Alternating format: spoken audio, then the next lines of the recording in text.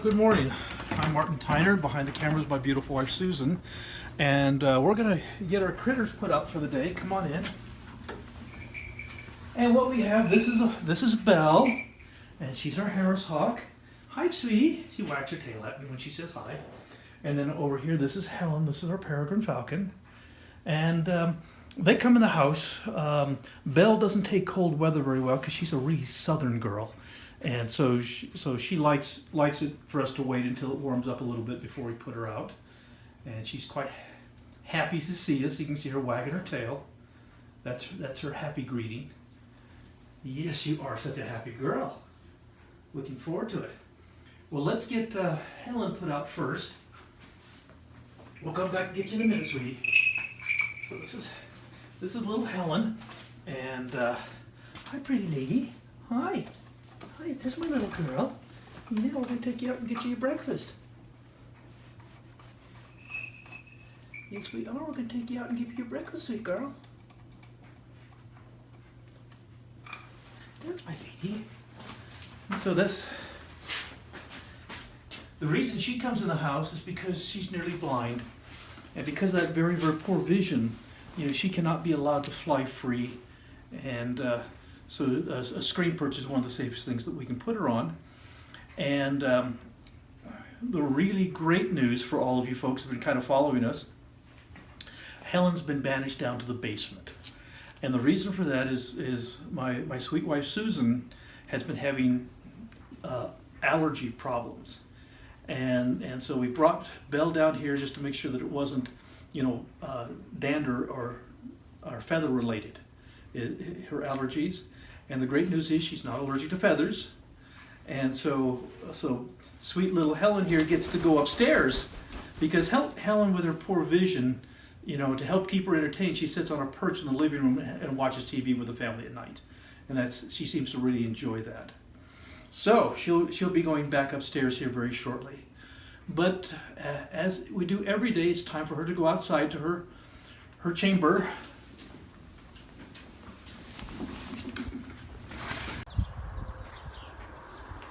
Okay. It's springtime, which means it's damp and it's breezy. And Helen's all excited to get out to her chamber. Aren't you pretty girl? Yes, you are. So we'll get out here and get her tethered down. Good morning, Scout. How's my boy? Yes, you're a good kid. Okay. Here we go. I gotta get this relined. Here's your breakfast, sweetie. That's my girl. That's my girl. Okay.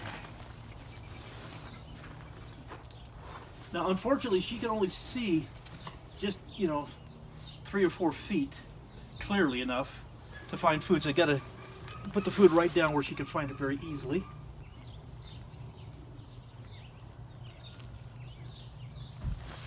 Okay, gonna have your breakfast? Pretty girl.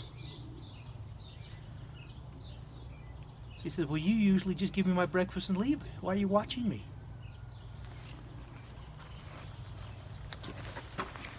Check it a little later, sweetie. And now we have my pretty Belle. Yes, how's my girl this morning? It's your turn to go outside. Yes, it is. It's your turn. My pretty girl. Yes, yes. Why don't you come over to my right side, sweetie? Now, Belle isn't as comfortable as Susan here. Hi, pretty lady. Will you be my good girl? Huh? I know Susan's in here. I know. Come on. Come on. That's my pretty girl.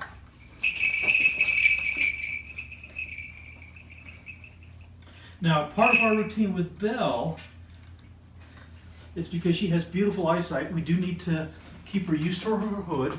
And so I do have her hood. Yeah, I know. There's your base. And Susan's in the room.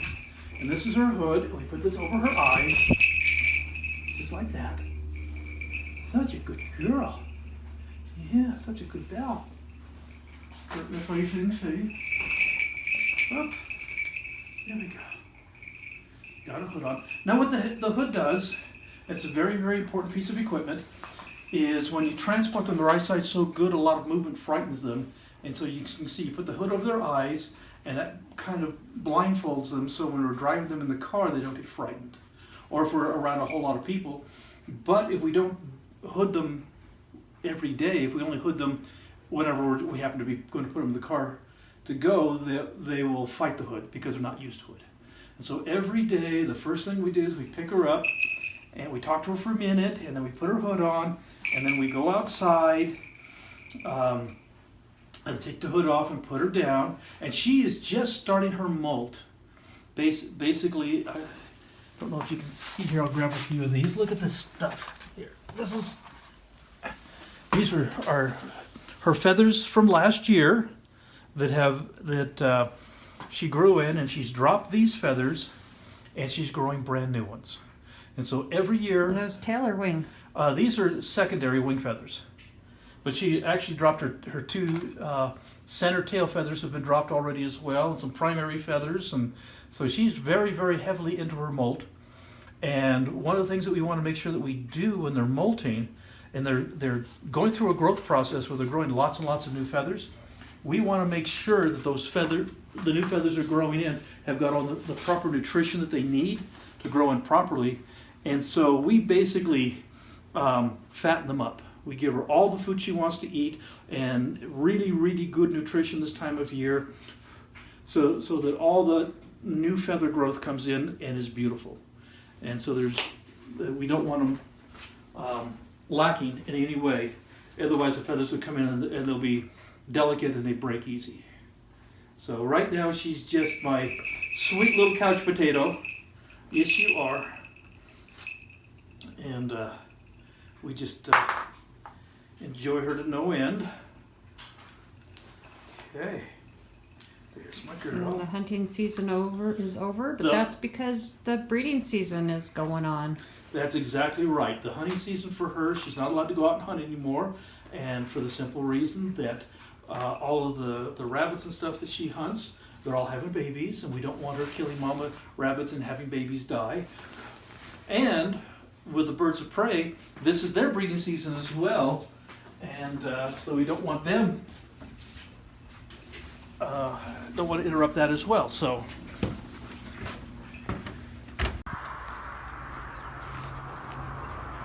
okay.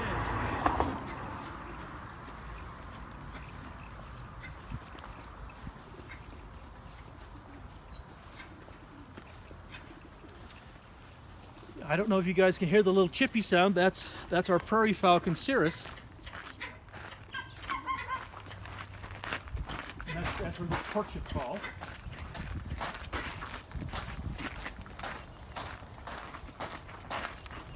Okay, pretty girl. Let's get you put down on your perch. There's my baby. There we go.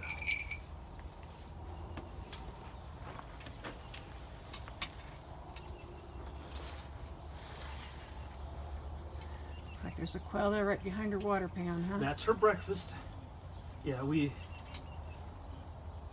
I said, she gets all she wants to eat, and these are Coturnix quail. This is the same kind of quail you buy at the grocery store.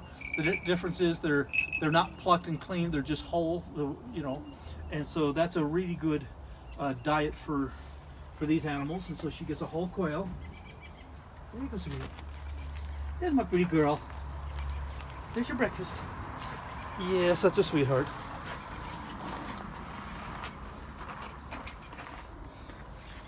Well, come on over. Let me show you what we've got in rehab at the moment. Bring you kind of up to date with what's going on.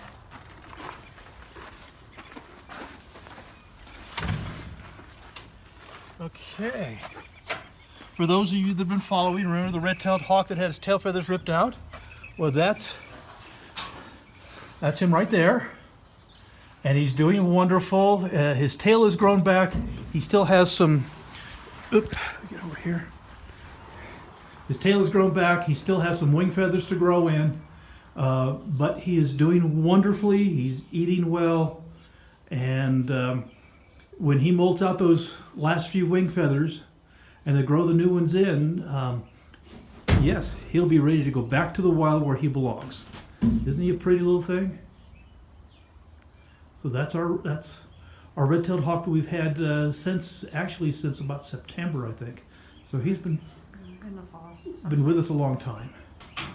Okay, this red-tailed hawk came in about a month ago. Was hit by a car, concussion, had some tendon damage on its left wing where it couldn't hold the wing up. The wing was drooping, as you can see here. Its left wing is beautiful now. And so he's looking really, really good. And I think this one will be ready to go back to the wild, hopefully the next couple of weeks. You know, if it's can maintain stable flight and it's good and level, it's just a matter of just a little more time to heal. And he's already had his breakfast. He had a whole quail for breakfast as well. So that's our red-tailed hawk, and so he's a success. He'll be going back to the wild really quite soon. Here's the bald eagle, the one with terrible feather damage, and we're still waiting for him to grow.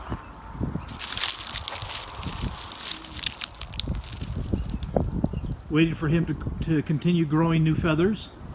Health-wise, he's doing very, very well. He eats a huge amount of food on a daily basis, but all in all, a nice healthy bald eagle. Just a matter of getting enough good feather growth so that he can go back to the wild.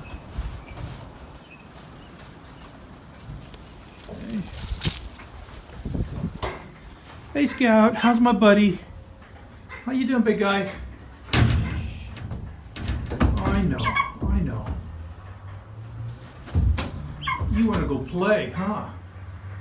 This is our golden eagle Scout, and Scout is the one that we hunt with, and the one that we do our educational programs with, and take to all the schools and Boy Scout courts of honors and so on. And he's all anxious to go play. Yes, I know the hunting season's over, big guy. We can't go play because the hunting season's over. That's my puppy. Yeah, that's my baby boy. Such a pretty guy. Okay. There she is. She's chipping away. That's a pretty girl. Hi, Piper. Oh, it's okay, Piper. That's okay. Oh, I know you got your quail, huh, sweetie? And so we put these two together. Hopefully they're going to breed. And I don't think Piper's going to want to breed this year. He's not quite, he's the appropriate age, but sometimes takes a little bit longer. Yes, you're such a good girl. Yes, you are. And so Cirrus would like to breed this year, but I don't think Piper will.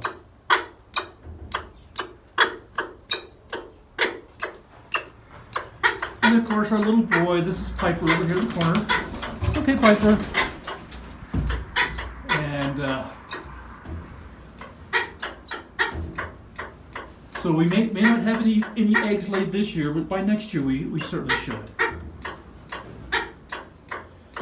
And so that's the kids that we've got in chambers now. Hi, sweetie. Are you doing good, girl? You a good girl? Yes, you are. You got your breakfast. Such a pretty girl.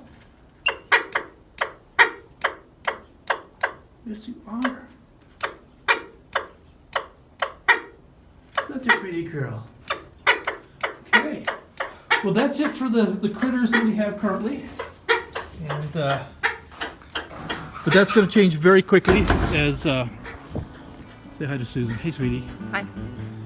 So that's going to change pretty quickly because spring is coming up fast. So thanks for visiting with us. We'll talk to you soon. Bye-bye.